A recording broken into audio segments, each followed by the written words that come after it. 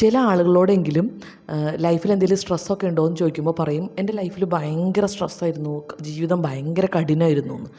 അത് എന്തുകൊണ്ടാണെന്നറിയോ? ആരുടെയും ജീവിതം മുഴുവനും അങ്ങനെ കഠിനതകളും ബുദ്ധിമുട്ടും നിറഞ്ഞതല്ല. പക്ഷേ ചില ആളുകൾ അതിനെക്കുറിച്ച് തന്നെയാണ് ആലോചിക്കുക. അവർ കയറിപ്പോന്ന ദുഃഖങ്ങളെപ്പറ്റി, അവരെടുത്ത തെറ്റായ തീരുമാനങ്ങളെപ്പറ്റി, പറ്റിയ അബദ്ധങ്ങളെപ്പറ്റി, അവർ ചിലപ്പോഴൊക്കെ അവർ പ്രതിസന്ധി ഘട്ടത്തിൽ നിന്നപ്പോൾ ആരും അവരുടെ കൂടെ നിന്നിട്ടുണ്ടാവില്ല. ഇതൊക്കെ എല്ലാവരുടെയും ജീവിതത്തിൽ സംഭവിക്കുന്നതാണ്. പക്ഷേ ചില ആളുകൾ അതിനെ തന്നെയാണ് വീണ്ടും വീണ്ടും ആരെങ്കിലും എന്തെങ്കിലും കാഷ്വൽ ടോക്കിൽ സംസാരിക്കുമ്പോൾ ഇവരാ സംഭവിച്ച കഥകളൊക്കെ ഇങ്ങനെ പറഞ്ഞുകൊണ്ടിരിക്കും. ഏതെങ്കിലും ഒരു കല്യാണത്തിന് വന്നപ്പോൾ അവിടെ എന്തോ അബദ്ധം ഉണ്ടായി, അപ്പോൾ എന്തൊക്കെയോ ആരൊക്കെയോ അങ്ങോട്ടും ഇങ്ങോട്ടും ഒക്കെ പറഞ്ഞതും എല്ലാം വീണ്ടും വീണ്ടും ആലോചിക്കുന്നു, വീണ്ടും വീണ്ടും പറയുന്നു. അതൊരു ക്യാരക്ടറാണ് ചില ആളുകളുടെ. അപ്പോൾ എന്ത് പറ്റും?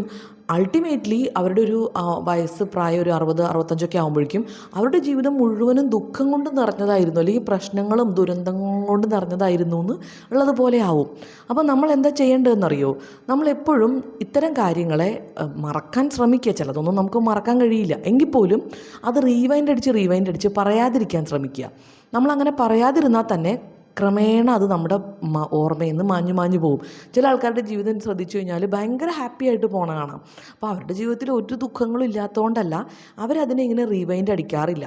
പലപ്പോഴും നമ്മൾ മറ്റുള്ളവരെ കുറ്റപ്പെടുത്താനൊക്കെ വേണ്ടിയാണ്. ഹസ്ബൻഡിനോടൊക്കെ നിങ്ങൾ അങ്ങനെ ചെയ്തതുകൊണ്ടാണ് എനിക്കിങ്ങനെ ഉണ്ടായത്, അല്ലെങ്കിൽ വൈഫിനോട് നീ അന്ന് അങ്ങനെ എനിക്കൊരു പ്രശ്നം ഉണ്ടായപ്പോൾ നീ ഇങ്ങനെയല്ലേ പെരുമാറിയത്, ഇങ്ങനെ പറയും. അങ്ങനെ പറയാതിരിക്കുക. 99% മനഃപൂർവ്വം ഒരാളിനെ ദുഃഖിപ്പിക്കണം എന്ന് ഓർത്തിട്ടല്ല മറ്റുള്ളവർ അവരോട് മോശമായിട്ടൊക്കെ പെരുമാറുന്നത്. അത് അവരുടെ ആ സമയത്ത് സാഹചര്യവും അവരാ സമയത്ത് എന്തെങ്കിലും തെറ്റിദ്ധാരണയോ ഒക്കെ ആയിരിക്കാം.